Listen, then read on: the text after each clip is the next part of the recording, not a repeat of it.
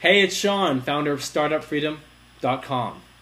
In today's entrepreneur interview, we're speaking with Corbett Barr. Corbett started out in the corporate world like a lot of people, and he just didn't feel right. He had too many bosses, and he just didn't fit well in the corporate environment. And he knew he could never be happy there, so he broke loose and decided to start his own business. The business was in the email advertising world, and he decided to get some venture capital for the business. And what happened in the end is he found he had more bosses and more pressure than even at his old job. And the business ultimately failed. But Corbett learned a lot about how to drive traffic and how to make money online from that business. So he moved to Mexico for 9 months, and he started a website called freepursuits.com, which is a lifestyle design blog. He then realized a lot of people need traffic, and he had a lot of experience with traffic through his last startup. So he started thinktraffic.net, which is one of the world's fastest growing websites that teach people how to drive traffic to their business or website. And let me tell you, the information on there is incredible. So I was really excited to get Corbett on today to talk about how to become an affiliate marketer, how to drive tons of traffic, and how to make money online.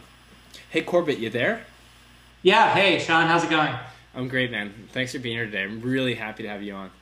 Yeah, totally. Thanks for that awesome intro. That was really cool. Hey, it's a pleasure. So maybe start out by telling your story about how you got started and now how you got to where you are today with Think Traffic and your lifestyle blog. Okay, cool. Yeah, so I have 2 blogs that I operate now, and those are pretty much my sole source of income. I'm a sort of a part-time location-independent person, or location-flexible, I guess, at this point. So, like you, I spend time in Mexico, although you're down there permanently now. But I've spent about 9 out of the past 18 months there. And I guess I got started back originally in the corporate world, like a lot of people.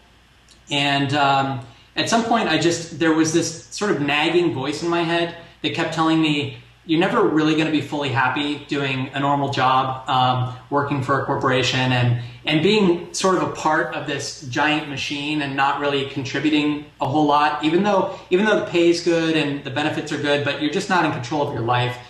So that led me initially to the startup world, and then after that to really being completely self-employed without a permanent office and without traditional employees, and just aiming to have the most flexible and to have the most control over my lifestyle as I can. Awesome. And that's where you are now, it sounds like. Yeah, exactly. Perfect. So what was the startup that you tried to launch?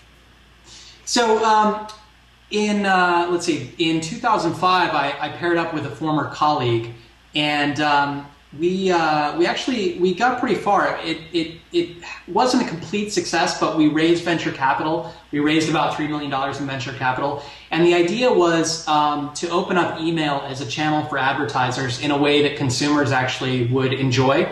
So imagine if advertising was really tailored to your specific needs. Like you could reveal that you were planning a party or something, and then advertisers could send you offers like deals. Think about how Groupon and these other sites have really blown up recently. So those are web-based, and we wanted to do something similar over the email channel. The problem that we ran into was that in order to attract advertisers on a national scale or on a global scale, we had to have millions of subscribers. So getting over that, it ended up being sort of a chicken and the egg problem. But a lot of what I've learned about building audiences online, I learned in that startup. What I also learned was that the traditional startup route, getting venture capital, ends up putting you in a situation that's a lot like working in a big company, in that you have investors to answer to, you have employees to look out for, you have a big office. We ended up having 10 employees, and so all of those things are pretty constraining. And so when it was apparent that we weren't going to be able to raise additional funding to keep that going, I decided to take a step back and take a sabbatical to Mexico and really clear my head and think about where I wanted to go next. And so that's what led me to start the blog Free Pursuits, which is really about figuring out how to work for yourself and pursue the life that you ultimately want. So awesome. And then you got into Think Traffic. Tell us how you went from Free Pursuits to Think Traffic.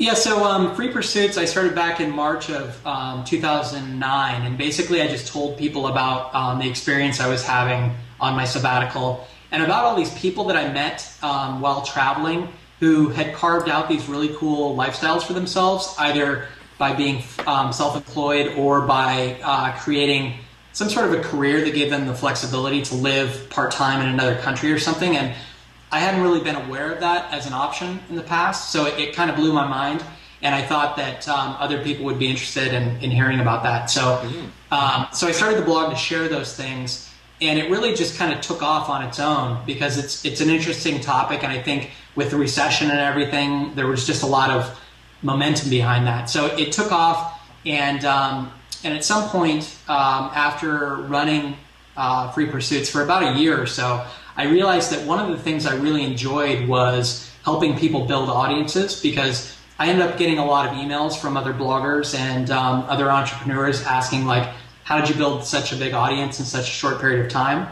And so that I started to think about that as a potential service offering. And so I decided to launch the Think Traffic blog, which is really more of a full-featured business where I have services that I offer people around building traffic for their websites. And we just provide really useful advice, usually twice a week, for how to build an audience for your business online. Yeah, it's very useful advice. I've gotten a lot of value from that site as well. It's cool. Awesome. Yep. And you teach about traffic, but you also sell other products as well. Like you just recently launched, or you're going to be launching, traffic on affiliate marketing, which is something really important for people starting out. Yeah, exactly. So my business right now really breaks down into three revenue streams. So first of all, I do freelancing, so consulting for people, helping them to build high traffic websites and blogs. The second is I sell products, and one of those products that you mentioned is the affiliate marketing for beginners product. That's launching tomorrow. And then the third is affiliate marketing. I do affiliate marketing through standalone websites as well as by doing offers to my audiences both on Free Pursuits and Think Traffic. And so that combination of revenue streams is really how I make the business work today. And what I've learned about affiliate marketing over the past 9 months really is that for some reason, affiliate marketing has this sort of stigma about it. It seems, for some reason, kind of scammy or sleazy or something, and that you have to like game the search engines or something to make it work. And when I first started, I had all of those thoughts in my head about it. And so it took me a while to really sink in or dig in and engage and learn about affiliate marketing. But it turns out like none of that scammy stuff that you may have seen is really necessary to make affiliate marketing work. And that there are some really awesome products you can promote out there. So, and a lot of times you already know about those products, you already use them today, and maybe you didn't know there was an affiliate program available for it. Yeah. So if you think about like what happens in your normal life, a lot of times you use a product and you really love it and you tell your friends about it. That same model works online and you can get compensated for that. So after learning all of this and after realizing that affiliate marketing had become a pretty decent revenue stream for me, I decided to create a product aimed at beginners to help them get over that initial hump of learning what affiliate marketing is about and help them put together basic websites that teach them all the fundamentals and that start generating a profit for them. So that's the course that's launching tomorrow. Yeah, that's awesome. And when you gave me access, when you were thinking about putting this out there, and you showed me what you're putting out there, I was impressed with how you broke it down. But could you maybe quickly just break down how somebody can start to get into affiliate marketing if they're interested? Yeah, so I like to break it down into two categories of people. There are those people who already have an audience because they have a blog or something. And then there are those people who don't have an audience at all because they have no websites or they've tried internet marketing, but they haven't really been successful. So this course really focuses on the latter audience, the people who don't have a ready-made group already to sell to. Okay. So the course teaches you basically how to do research about different products online, find something that has an affiliate program, build a website around that topic, and then build traffic to that website, and then ultimately sell people something that will help them with whatever problem they might have already. And then you can take that concept, that sort of mini site, and build on top of it if it's a topic that people seem to be interested in, or if